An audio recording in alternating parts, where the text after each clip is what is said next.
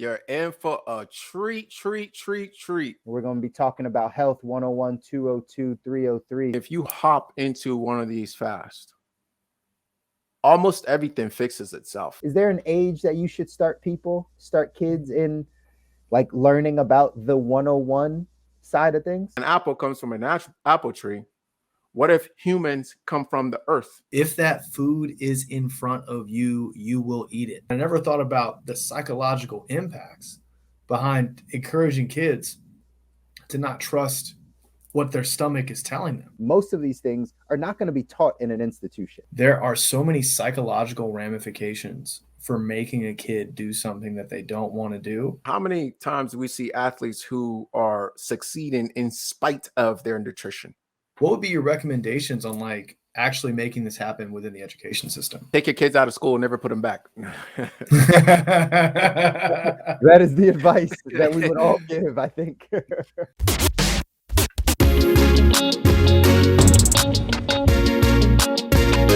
Welcome to the Good Life. All right, everybody. Hey, welcome back. This is the Good Life Visual Audio Podcast. The guys are here. I got Stu here with me. Say what's up, Stu.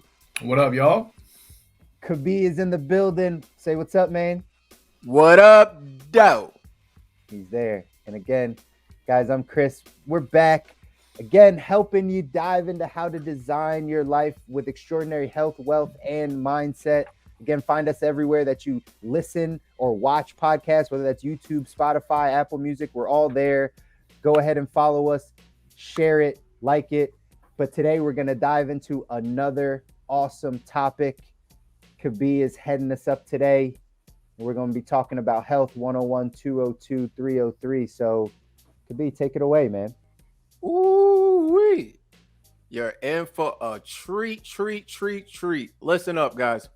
So you've heard Chris talk about the money stuff on a 101, 202, 303 level. And I heard it. I was like, goodness gracious. That makes a lot of sense. Easy, digestible. So I was like, man, what would be the 101, 202, 303 of health if I really had to break it down? So that's when I went to work, grabbed my pen, started writing. This is what I came up with, y'all. Listen up. All right. So on the foundational level, on the 101 level,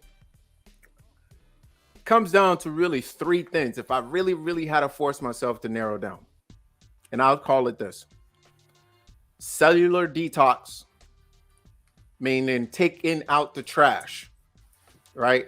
Our body taking out the trash. Cellular repair, meaning fixing the damage. And by also taking out the trash, to go back a little bit, taking out the trash in the sense of things that are dead, things that are no longer working, the waste that's no longer serving us. The cellular repair, fixing things that are broken, that are not working as well. And then cellular nourish, bringing in new material for the cells to use to rebuild, etc. Now, when I say that, I say, okay, what are the three things that help us do all those things? What are the actions? What are the skills? What do we need to learn? At that level, we need to learn how to fast. And the process of fasting serves both cellular detox, cellular repair, and cellular nourishment. We need to learn how to breathe. And we need to learn how to eat or consume. Right? And when I say eat or consume, I'm talking about more than just solid food through the mouth. I'm also talking about all the other ways in which we take in energy and matter, such as with the sun, right? So these are some of the things we learn at the foundational level, some of the things we learn. And if you've ever done solid food vacation juice feast or community fast with me, you know a lot of these things and they'll ring true to you. So we're talking about things like sunbathing, how to take energy from the sun gazing, right? Grounding, how to take energy from the earth, connecting ourselves from the earth. And guys, the picture I want to paint there is that we kind of imagine ourselves or see ourselves as aliens that landed on this earth. What if we're not actually aliens that just appeared on this earth, or souls that took possession of physical bodies here on this earth? What if we actually came of the earth, from the earth? What if like an apple tree comes from an apple comes from a natural apple tree? What if humans come from the earth? And if we think ourselves that way as plants, right, growing of the earth, then this stuff makes a lot more sense. So in there, it talks about sunbathing, sun gazing, grounding ourselves, dry brushing, so opening up the pores, things like how to sleep, how to recharge ourselves, how to hydrate ourselves, things like journaling, which Stu spoke about, whether it was last time or the time before, right? Extending the ability of our mind by using tools, tongue brushing, supporting our organs of elimination, that detoxing process, and a lot more things on that level. These things, and along many, many other things, help us to, again, detox, take out the trash, cellular repair, and cellular nourishment. And nourishment, by the way, before I move on, I also consider it in terms of hydrating this, giving the cells what it needs, whether that's hydration, whether that's minerals, whether that's other things that it needs to do its job. And when we do this, these are some of the results I've seen, and I'm just going to run through them briefly before moving on to the 202 level. These are some of the results I've seen.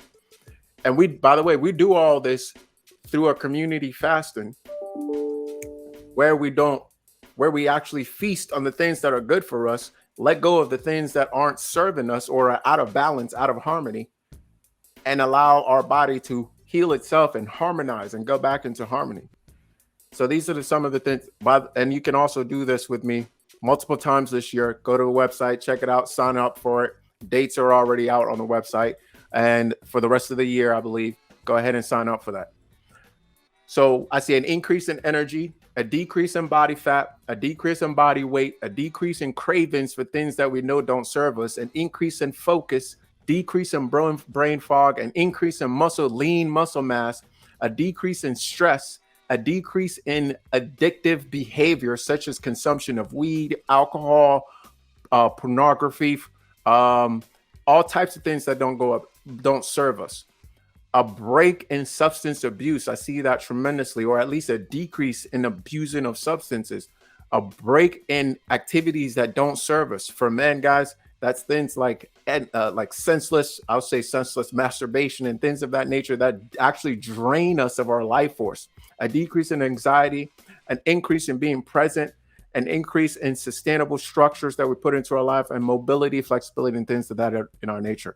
All of that we get all of that from taking the time to focus at that foundational level. And guys, if we don't have that, no way you can move on to 202 level and be successful. No way you can if you don't build a firm foundation in your house, how do you expect to have a house that lasts when temptations come, when catastrophe comes, when times of stress comes, when all types of things come and hit? But if you have that foundation set, then you can move on to the next level, where the next level, I believe it's the framing of the house. It's actually putting the structure in place. And that is focusing on things like posture, breath, to a higher level breath. Or I'd actually call it this, or posture, meditation, and movement. So how do we do that? It's things like learning, again, improving. You already learned how to, but improving breathing, foundation. And that's when we get into things like learning how to train properly, learning how to hold. And the way I think about it is you've got your structure in place. You've got your breath, which fills us with life. And then we take that structure like a picture, right? And we hold different shapes. As we learn to properly hold different shapes in our structure and learn to actually be present in that structure, we can then speed it up and add structures in different positions and that create movement, just like multiple pictures create film. From that perspective, at that point, you're looking at things like core strength, core shapes, lifting, potentially running at that point, potentially simple survival mechanisms, so simple survival movements or simple survival activities and things that is actually we're designed to do. So that's what I call the 202 level, is really connecting the mind, body, spirit complex as one unit. Now that's a lot deeper than it may sound, and it takes a lot of practice. This is where you see, to give you an example, this is where you see, for example, like qigong or tai chi practice or yoga practice or meditation practice. This is where you see that stuff come into play. It's all about mind-body connection and really getting foundation is set. Now we put the structure in place. Finally, when you're putting that all into place, then you can jump to the 303 level or the advanced level, where now it's all about play, right? You're putting the final touches on, and you're learning. It's about sport, physique, and play.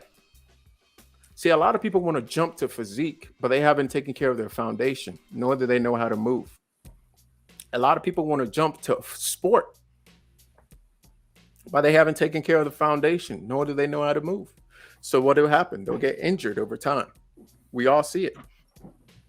Then they're forced to come back to the 101 level, right? 80% of our time should be spent at that 101 level. Because when we built that, it accelerates us through the others easily.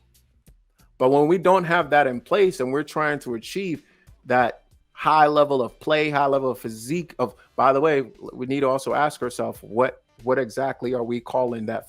Where do we get these ideas of what those things should actually look like before we start chasing them?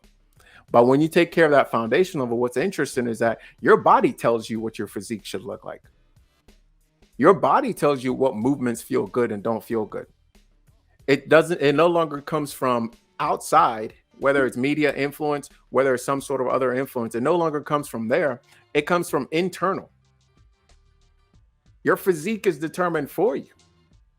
So I'll go ahead and pause there because there's so much to be said. I know, fellas, I know you guys probably have questions or things to highlight or ways to expand on this, but how does that sound? And putting this together, what you just heard, where are the holes that you see? What are the questions that you have? What things would you like me to expand on? Maybe clarify a little bit. Let's dive in a little bit, fellas. Let's open the floor up. Dude, I love it. I'll dive in because, again, you've been instrumental in my health journey. And again, the way that you have organized this talk, even in the 101, 202, 303 level, the way I think about things also, it hits home that we often skip steps, right? We often come in at a level that really isn't ours, or isn't the level that we should be at or that we should start at. And so I'm grateful for you, man, to talk about even the 101 level. And I think that's where my initial question comes from, is like, so you talk about cellular detox, right? And cellular repair, cellular nourishment. From a 101 standpoint of just like, I'm just trying to get myself back to some form of health. If I'm that person, how do you start educating on the cellular level and what that really means before we get into how you detox? But like, just take the cellular level part. I think that even in of itself needs to be broken down a bit more. Yeah, that's a great question and a great way to. So, what's the best way to think about this? The reason I say cellular, because I want you to think at the deepest, innermost level. So we really are a collection of a ton of smaller organizations, smaller beings, right? And the smallest of which, to our knowledge, is the cell.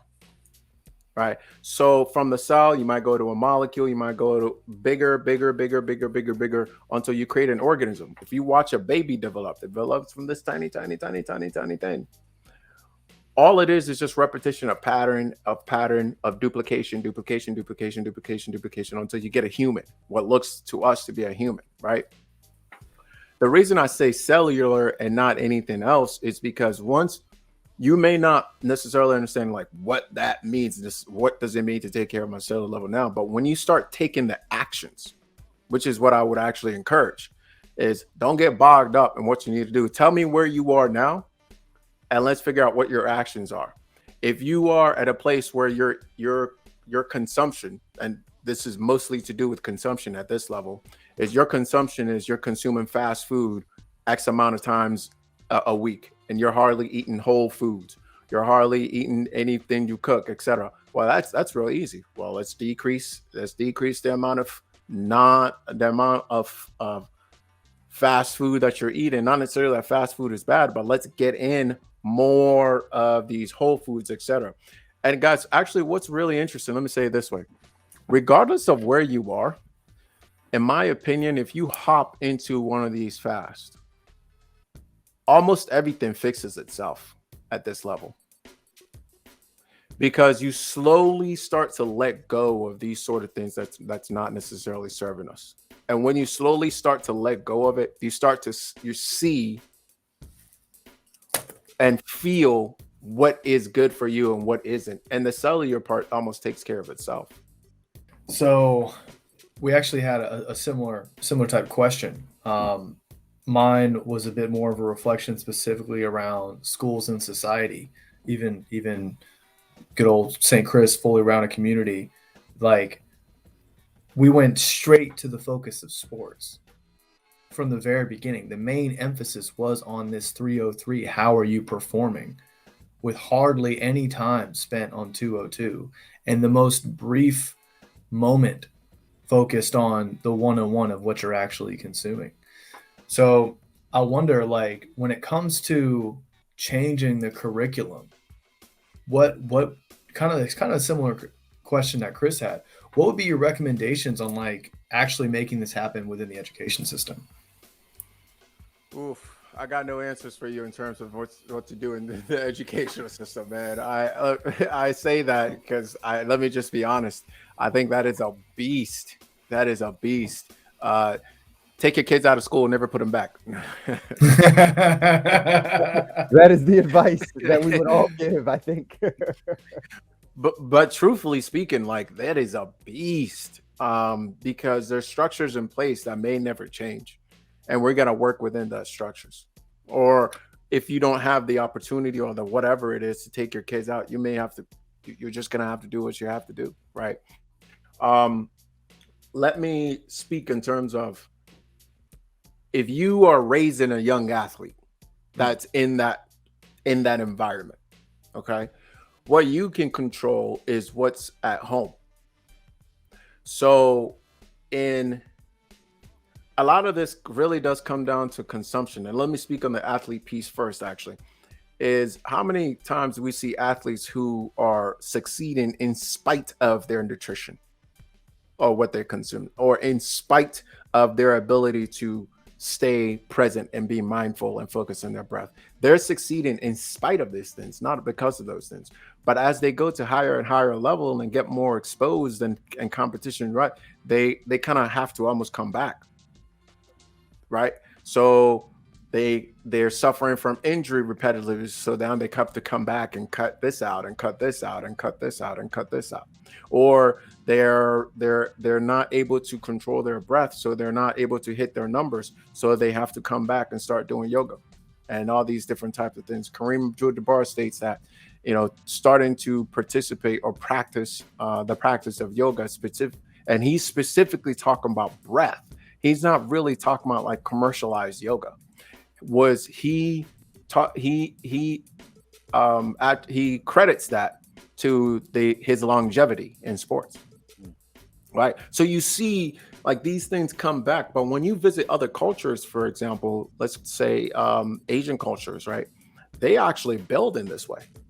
They actually build in starting with, what are you consuming? What are you taking in through your eyes on a day-to-day basis, through your ears on a day-to-day basis, through your mouth on a day-to-day basis?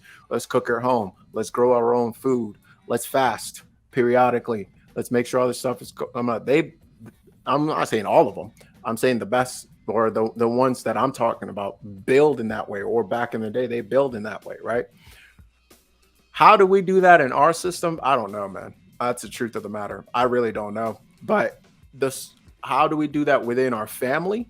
I think that comes to the parents, the leaders, the whoever is running that ship, to bring that level of education to the house. And by the way, maybe this is where Good Life comes into play. This is where I come into play, into creating materials to educate families about this type of stuff. You know, first we start with one member of the family, then we go to the next member of the family, then we create educational material for the kids so they start to learn, right? But it really, I think, in my opinion, it starts with the parents, because you're not going to be able to change the schools. And honestly, I don't know if I'm even interested in changing the schools, because the schools might change me before I change the schools, right? So that's a doozy of a thing. But I believe in the home, maybe we have a lot more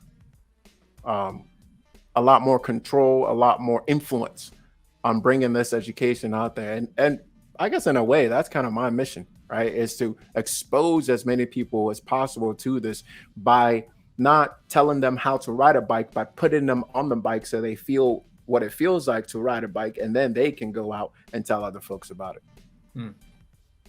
That's huge. Love that. That's huge, man.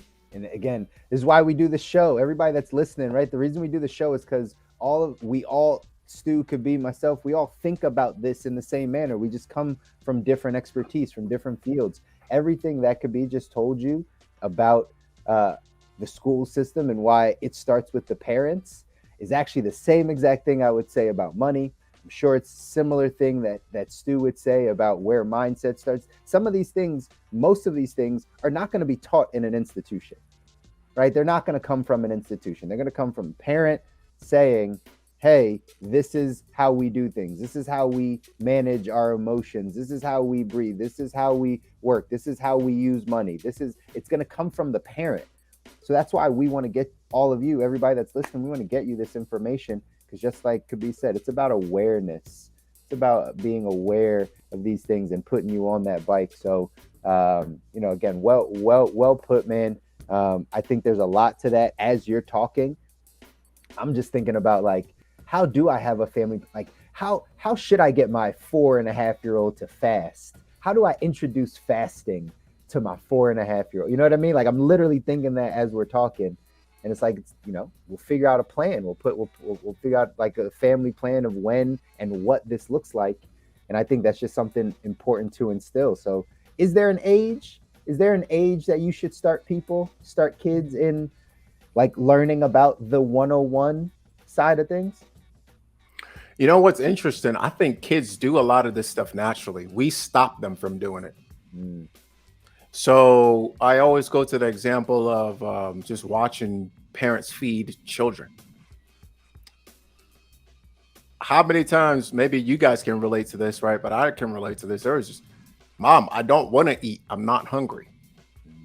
You better finish the food that's in front of you. Right? That was probably like the toughest fight I had with my parents growing up, or I've seen parents have. You see babies crying and throwing food and like, I don't know what's wrong with them. They won't eat and da da da da. How many times Maybe because they don't want to athletes eat who are succeeding in But you as spite the of their parent nutrition have been taught to feel that if you don't do that, you're a bad parent and that kid is gonna die, like almost immediately. It's true. Like, it's funny, true. but like, Very think true. about that. It's dark. This is dark humor, but absolutely. This is dark humor. Because Go ahead, Sid. Go ahead. well, my dad was so conditioned on this, having been raised by folks that grew up during If the you Great hop Depression. into If one of that these food fasts, is in front of you, almost will everything eat it. fixes You will itself. sit at the table and be miserable. You will go against every internal alarm saying, I don't want to eat, and whatever. And I never really thought about it like that before. Like, I always thought about it as excessive, but I never thought about the psychological impacts behind encouraging kids to not trust what their stomach is telling them. See, it's a slippery slope from a parent. I'll give my parent perspective, right? Because it's 1,000% true. I'm so aware of that psychological, finish everything that's on your plate, right? Here's what happens in my household. In my household, what happens is my daughter likes to snack. So she may forego the meal that we've prepared and say, like, I'm not hungry. But literally 15 minutes later, she's like, can I have that? Can I have goldfish? Can I have an apple? Here's the thing about my daughter. She actually eats well for a child. Like, she loves fruits and vegetables. Like, that has something to do with us and the influence and always having it around the house and giving it to her. But like, The fact is, she won't eat her food just to go back to snacking randomly. And that's something as a parent I struggle with, because I'm like, well, don't you need some other forms of nourishment? Because like you said, could be like we start to think as parents like we're not doing something right.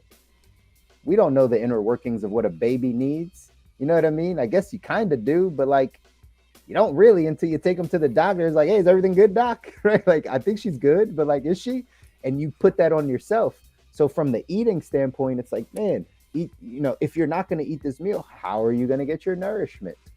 How are you going to be able to grow? And that's honestly something I deal with. So I can imagine there's parents listening or people listening that probably deal with similar things. Yeah, I think that's totally fair. And by the way, this is coming from a person that doesn't have a child. So you take everything with a grain of salt. I think it starts really young. I think it starts really, really young. And we teach kind of these habits. And I honestly believe by the time a child gets to 4 or 5, they already kind of have their addictions in play. And I'm not saying that in a bad, so addictions a child. Relax, guys. I'm not saying that in a horrible sense. I'm just saying this has already been cultivated. Right. So they are going to go seek out the things that they want. But at the end of the day, who's telling you all of one? We used to live in an environment where those things didn't exist. Let's not overlook that. We used to live in an environment where Fruit Loops, cereal, blah, blah, blah, all that stuff didn't exist. Even access to really things that we consider healthy all year round. We used to live in an environment where we couldn't get apples all year round. When an apple grew and was ripe, it was the right time to eat an apple. You didn't have to think about it, right? Now we've augmented things in such a way that you can have these things all year round when we didn't have them before. So our environment is shifting dramatically, right? And we're struggling to keep pace with it as humans, as parents, as children, right? So I think parents giving themselves some room and realize that it's going to take a lot for your kid to die. Like it's going to take a good amount, for your kid to die. And force feeding your kid is not one of those things that's going to keep them alive. It's just not. Let's be real about this. They can live for a pretty long time, right? There's kids all around the world that don't have food for a long time that do just fine. And that doesn't mean that your kid has to eat for them. That's not a thing. Stop it. Your kids don't have to eat for all the other kids around the world. That's just not a thing. There's poor kids in other countries that don't get any food. That is true. That is true.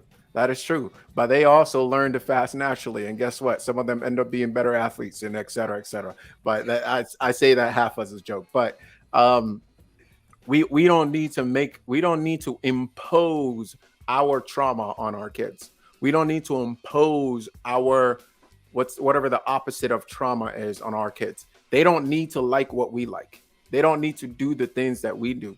Right? In fact, if that's the case, then focus on you. Focus on you eating right. Focus on you doing the right things. And they will probably follow suit.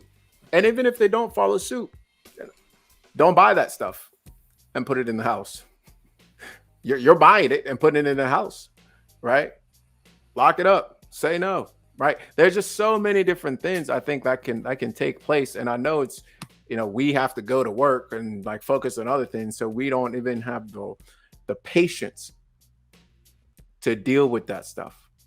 It used to be a point in time when kids would follow father around and kind of learn what dad is doing and do what dad is doing, or follow mom around and learn. We don't do that anymore because dad goes to a boring job in the office and nobody knows what he does.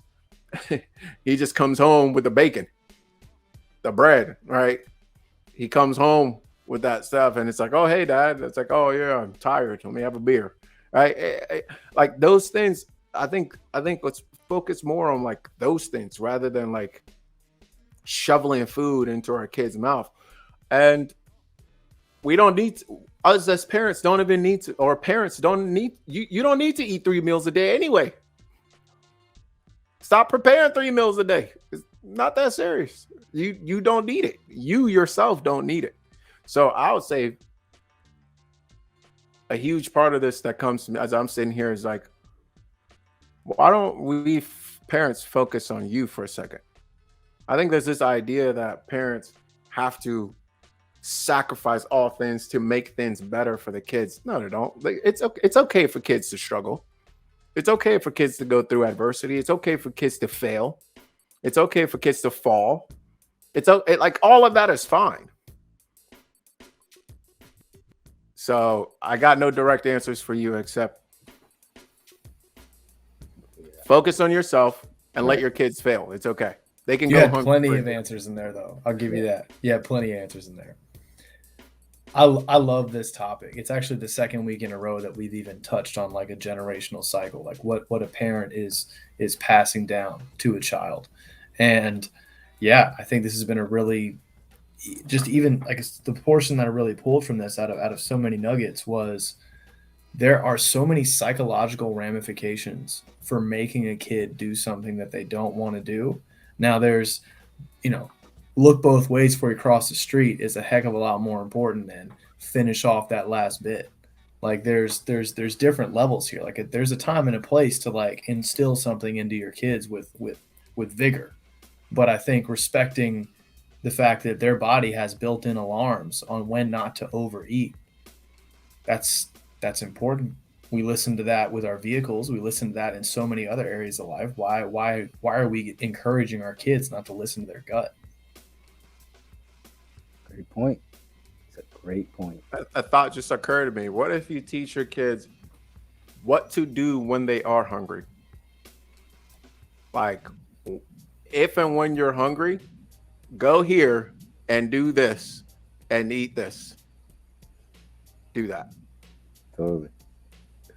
I don't know. It's just an idea. We toss it out there, see what happens. Again, I don't have any children yet, so we'll see what happens. But hopefully there's a farm available and kids can dive in and get a closer relationship with their food than it just appears on their plate. Because when a kid grows I bet you anything, a kid grows their own carrot, they'll have a different relationship with that carrot. Totally. I agree. 1,000%. How do we get kids to grow their own? Like that's a whole nother show. That's a whole nother show to talk about. So good, Stu. I don't know. Did you have any other questions? I only touched on the 101 level. Like we didn't even get to the 202 part. Sorry. No, go ahead. I think I'd love to hear, just like you're saying, I think I'd love to hear a little bit more about the 202 level. And like, I feel like because Chris and I have gone through the 101, which, to echo what Chris said earlier, completely changed my life around nutrition and what I consume and how I behave. You actually nailed like a whole spectrum: masturbation, substances, the types of food I eat, fasting. I fast now. I don't think I ever saw that in my future.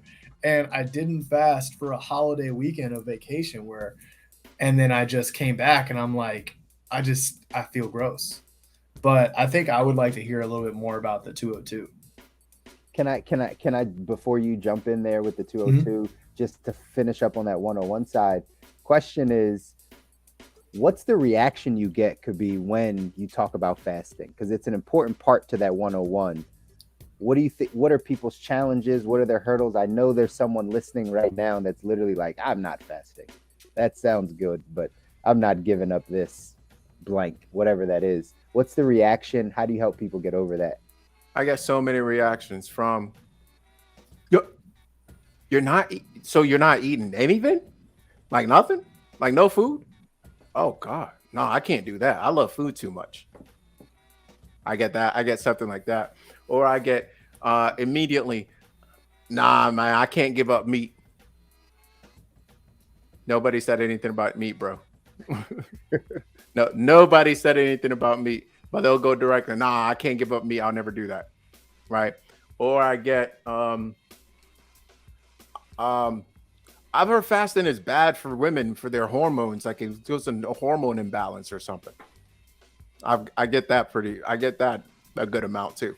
Like it's like women are special. Women don't fast. Right? It's just not good for women. It's only for men.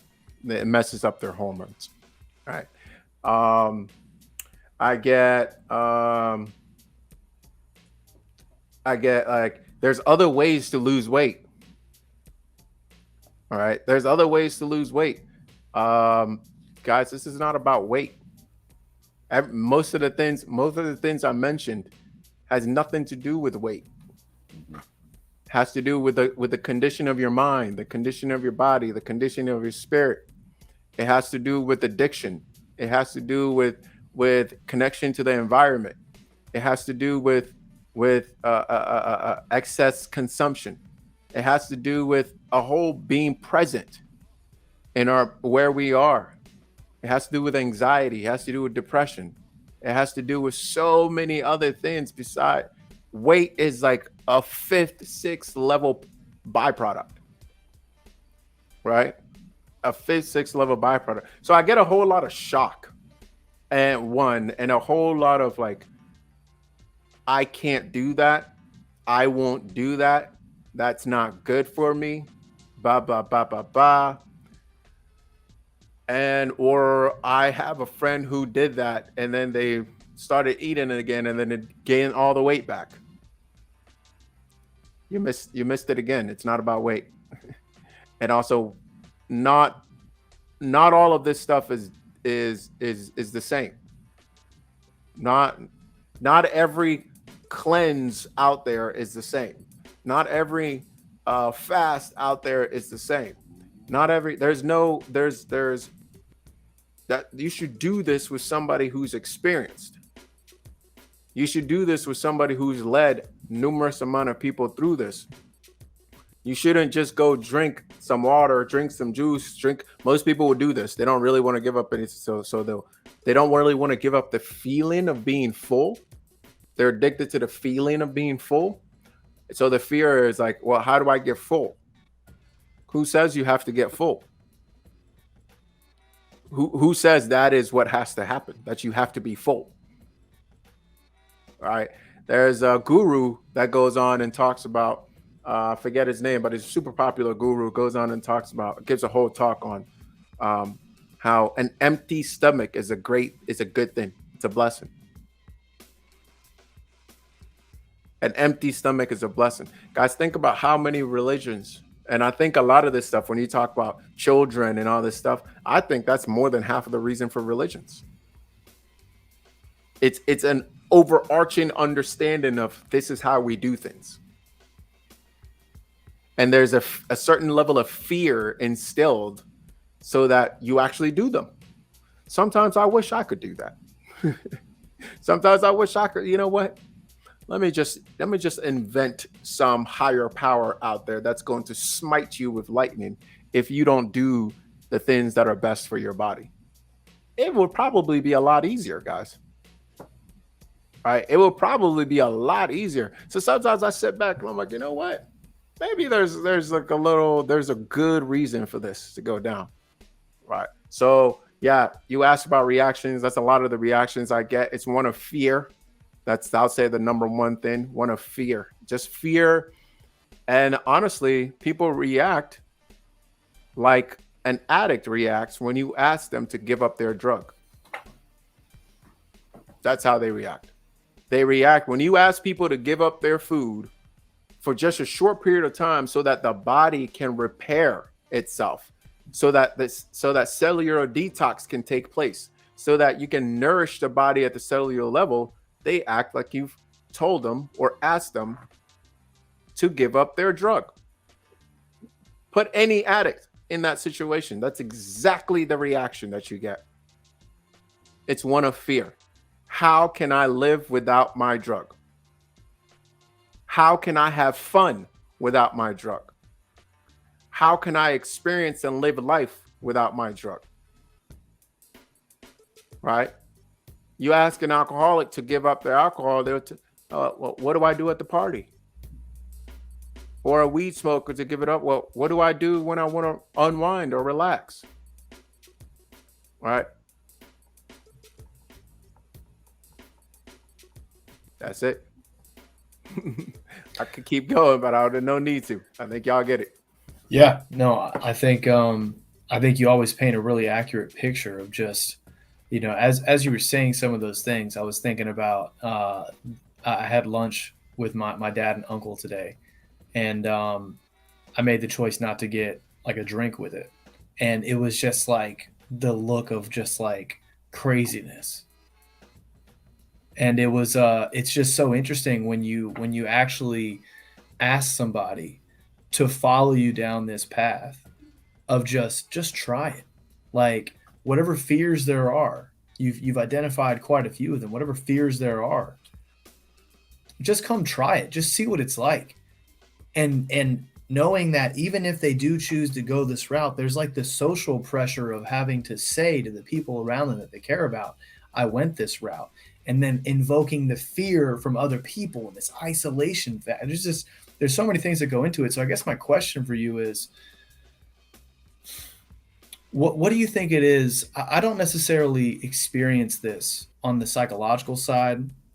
I don't think Chris would experience it so much on the money side. What do you think it is about the health side of things that has all this fear and fragility associated with it?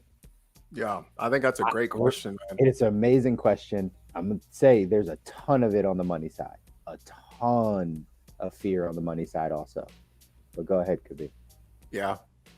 I'm sure we can dive in, and I'm sure when you start really pausing for a second on the mindset too, I'm sure you can find a ton of fear on that as well. That's just how I am. That's just how I think. That's just how I grew up. That's just how it's about, right? It's just fear of change, of letting go of things that they used to work for you, but they don't work anymore. And you don't know what is the alternative, right? And you rather have the devil you know than the devil you don't know. All right. So let me bring it to the money side. Money side, I think I want to highlight a couple of things. First and foremost, it's one of the most dangerous drugs because it's ubiquitous. It's everywhere. Everywhere. Two, everybody feels they know something about food. All right, Chris nodding. Everybody feels they know something about money. Everybody feels they know something about food. Same talk. Three. There's an idea that everybody must have it. Like it's non-negotiable. When even that idea in and of itself is not necessarily true. There are people on this earth that live without it, but that's bizarre to us. But there's a period of time where that was more common than not. There's a period of time where fasting was a common thing. You go to somebody's house and they're fasting. That's a common thing, right? There's a whole culture that practices Ramadan. That is a common thing. There's a whole culture that practices 40 days of going without. That's a common thing. But as time moves on, we get further and further away from things. Because we're too busy now. We're too sophisticated now. We don't do that anymore, right? It doesn't right? So when I look at the food side of things and the money and the health side of things, there's so many things there, and it's also been normalized. The same way that you guys know how dangerous alcohol can be. Why we wouldn't think twice about drinking alcohol around our kids or XY? Oh, I'm an adult, I can handle it. Right? Or like this, it's just so common, or putting alcohol on TV, etc. Well, why don't we do the same thing for meth? Alcohol kills a whole lot more people. Alcohol is a whole lot more disruptive, but it's the normalization of it. Oh, if you use it correctly, right? Well, sure. If you start testing meth too, I'm sure we could use it responsibly too. I don't know about that. I don't know about meth. I would disagree, bro. Really? Because the thing is, the only difference with alcohol is that we've practiced it for so long, but there's still some people who can't do it. Some people become addicts from their first drink. Right? What I'm saying is there's the normalization of certain things over a period of time, like food. It's part of the process. It's part of why it's so difficult to tell somebody that, hey, maybe you should just have a period of time when you step back. See, one of the first things that people say when they go into my fasting protocol, like with the solid food vacation juice feast community fasting, is like, wow, I didn't need as much food as I thought I did. That's like one of the first realizations. Or wow, I eat a lot more than I need to. Like they're actually surprised. That is one of the first things they say. Amen. Seconded. So there's a lot there, man. And you know, I use examples that we consider extreme. Bro, at one point in time, all of these things were. One point in time, cocaine was just a medicinal drug. It was used in hospital. You know what I mean? Like there's just a process in which it's accepted and not accepted, and I think all of it is drugs. They all function the same way in the body. They literally all of them function. Whether you're talking about food, cocaine, meth, alcohol, weed, they all function by the same mechanism.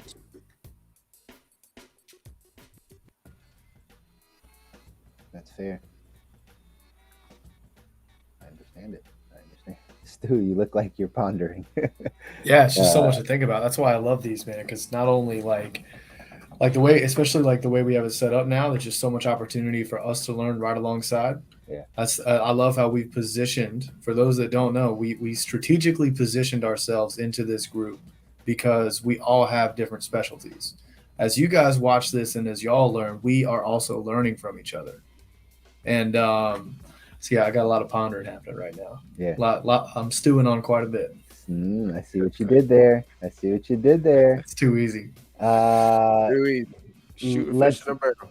That's right. Let's take some time to go to the 202. That's what we were gonna do before I jumped in. And I mean, funny enough, could be by the time, I mean, you're actually holding a 202 event at the end of the month. So this is just kind of good lead in for a lot of that stuff. But talk a little bit about, because you said the 202 side is posture, meditation. What was the other part? Movement.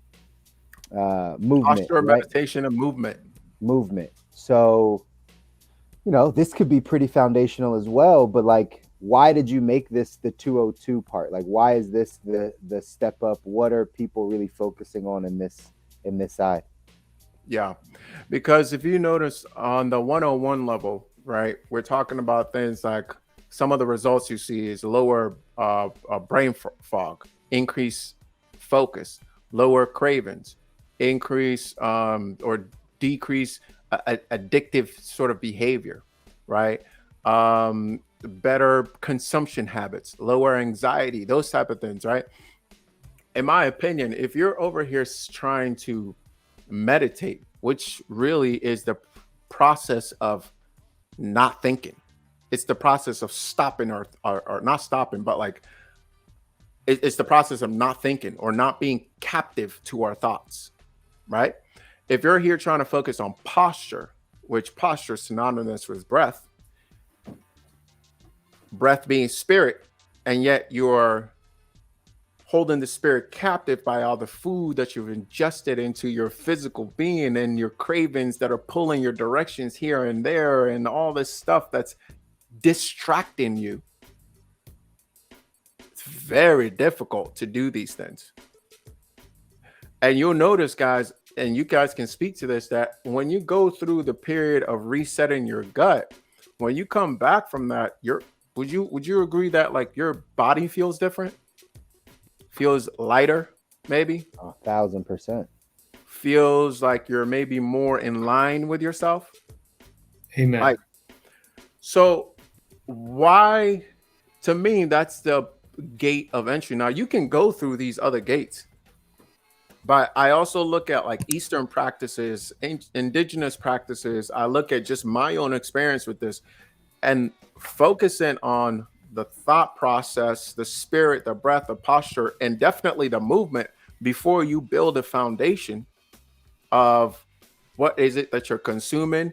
Where is your apparatus, your gut actually ready to breathe? instead of breathing from your chest and your neck, like prepping the apparatus to do this stuff. And then is your mind clear from cravings, from distractions, from things that to actually do this stuff? And then do you understand? Can we then lead you down this path? To me, it was like a no-brainer. It was like, oh, well, yeah, you should probably try to do this foundational stuff first, get that going, and then it can accelerate you into the next level. The other thing that I get feedback on quite a bit is my brain fog is down. Guys, trying to meditate with brain fog is it's a little difficult, right? It's a little difficult. And so that's why I made this 202 level. And on the 202 level, we dive into first posture, because if you don't have the proper apparatus set up, the proper shape, no way that you're going to be able to then guide and or watch your breath travel through this apparatus. It's like a straw that has a kink in it. And let's imagine that kink is your gut full of shit. I apologize for my French. Right? How are you going to focus on breathing? You can't. So we do that foundational level. Then we go to, how is your apparatus set up? Is it in shape? Is your apparatus in shape? All right. And if your apparatus is in shape, now we can talk about guiding that breath through the apparatus. And once we can focus on guiding that breath through the apparatus, then we can focus on the breath rather than the thoughts.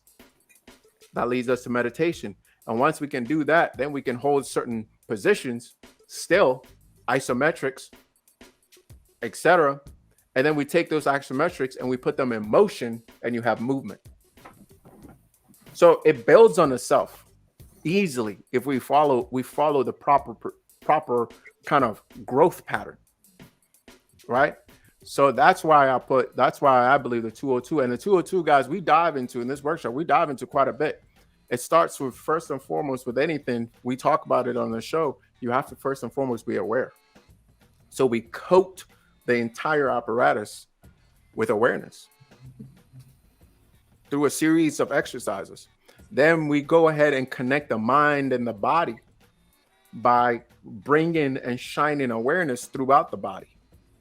Then we start to move the different aspects of the body, the different joints and muscles, and coat that with awareness through different exercises. We start going with the spine, the hands, the feet, the hara, the center.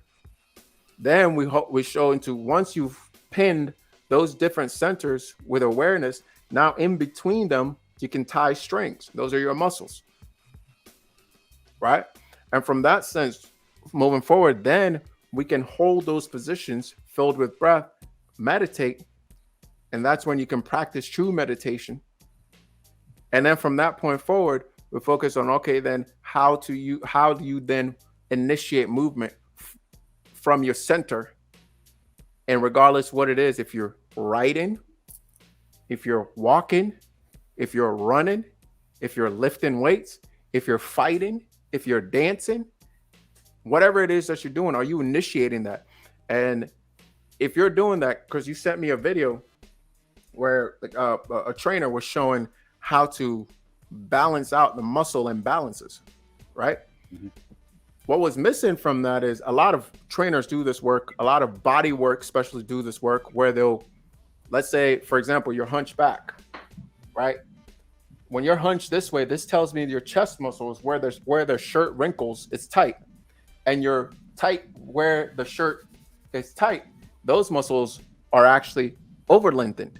So what does a smart therapist do then, or trainer do? Well, they'll have you strengthen this, while a good therapist will have you loosen these and get you better into a better posture. But you can't hold that if you don't understand where posture originates from and why it is that you're holding the body the way you're holding it, because your mind is not there with the body. So within a day or within even hours, you're back doing this. What changed? You got temporarily relief, but you didn't fix the problem. You see, so this is what's missing, right? Not only in our healing, but this is also missing in our daily life from that point. So that's my long-winded way of answering that question. The 202, once you have the foundation laid, now we're diving into how do you lay this foundation of posture, meditation, and movement. And notice I didn't say breath in there because breath runs through all of those things. It's the common thread. It's good. That makes sense. Go ahead, Sid. Oh no, it was just like like that was probably my favorite takeaway of the monologue tonight. Like was you talking about the apparatus. I think my favorite phrase in that was you talking about the apparatus as like, you know, the 101 level is and getting into 202 is this ability of coding your whole apparatus with awareness. That's a bar, dude. And it's so necessary. Especially if you don't have that entering into the 303. I was describing this to somebody the other day. Like if you don't have awareness of where your body is in the universe, in the world, you're gonna stub your toe. You're gonna hit your shin. Like things are going to happen. Like if you feel any type of klutzy nature, like it's because you don't have awareness of where you are. So I just thought that was fire. Yeah. That's huge. It's huge. Again, big takeaway on the 202 side, just connecting, right? All of it, mind, body, spirit, connecting it all, making sure it's in alignment. And again, just makes me go back and believe that like so many of us are still at the 101 level, right? So many of us still haven't like done that work to even appreciate the 202 side of things, right? To really, it's something I look forward to. I know I'm, just by having this conversation, I'm like, I'm still at 101, right? I've dabbled it. You've introduced 202 concepts, right? We've dabbled in it. But like, if I'm honest, like I'm still at the 101, the, you know, understanding and doing the work necessary consistently to step up to the 202 level, to really connect all of them. But again, it's just good to have the framework. And for everybody that's listening, like, again, this is what we're doing for you. It doesn't matter where you start or about kind of where you think you are. It's just a matter of getting aware and then starting to apply this if you want to live the good life and having health, right? And having your health in the place that you want it, that's optimal for you. Well, you got to start, and you got to start with this information and the awareness, and then start applying it and doing these things. And, you know, could be holding a 202 workshop at the end of the month.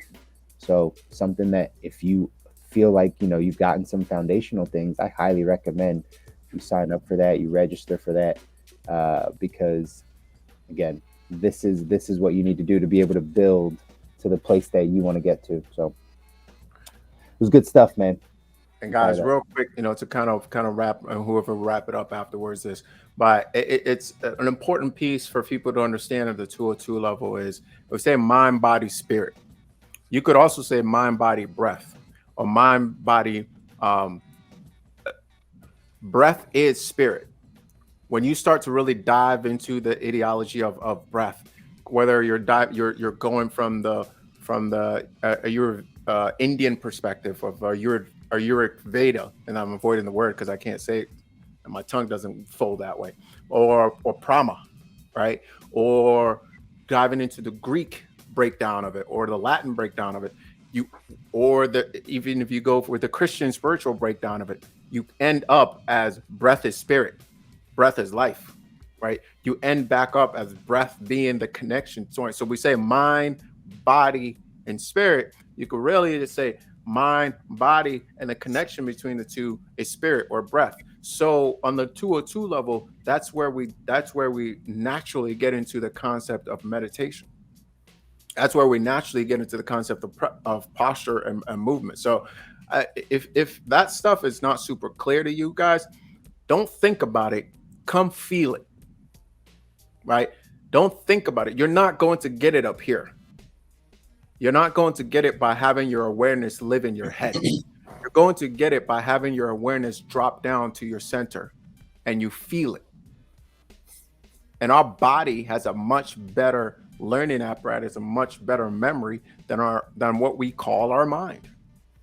Right? Let go of that thinking, of that voice that's consistently blah, blah, blah, blah, blah, blah, blah, blah, blah, blah, and feeling. Right? There's a reason we say there's a gut reaction to things, because that is the kind of the root of it. So going from healing and restoring the gut to now breathing from the gut, moving from the gut, and connecting mind, body, spirit from the gut, right? So you guys see, hopefully you see the progression. And by the way, if you haven't done a one-on-one program with me, 202 is not for you. I love to see you, but go ahead and register for one of my one-on-one fasting protocol community programs on my website. 202 is not for you. That's okay. I'm not saying like you're not invited to one of these things. It's just not for you yet, because I don't want to encourage people skipping steps. All right, I don't want to encourage people skipping steps. There's a progression to this that makes sense, and how you can squeeze the most juice, if you will, out of it. So if you've done the program with me and you felt it, or even if you haven't done it and you've done it on your own to like an expert level, let's tap in. Then that's when you tap in with me. February 27th is going to be transformational, and especially if you have any sort of pain or kinks in the straw or the hose, whether it's from sitting, whether it's pot, all that stuff. Tap in, guys. It's gonna be a different level. All right. Do we takeaways? Who wants to lead, and then we'll go into the closing comment. You got mine, so I'm good. And I honestly, mine was right before, right? Like mine was that takeaway. So, man, I think we hit on a ton of good stuff. There was a lot in this episode for everybody that's listening. Like, cycle back through, because this, he just broke down the foundational parts of what you need to focus on. If you don't know where to start, this is the episode for you. So, well, I'll wrap up mine real quick. So, number one, I think coding your body in awareness. I think everybody should just let that resonate. I thought that was such a great way you put that. I loved that whole thing. I even timestamped it. And when it comes to the ownership in the household for yourself and for your kids, like leading by example and recognizing that while you may not be able to control whatever crazy thing the school has in their kitchens, you can have that at home. I think that's such a fundamental step for a lot of the parents out there. And with that being said, man, I guess that's it for us today. Like, if you guys like what you heard, subscribe, smash that like button, tune in next Monday for another good one. And honestly, just share this with someone that would love or hate this episode, because guess what? All press is good press. And until next time, keep living the good life. Later, y'all. We out of here, baby. later.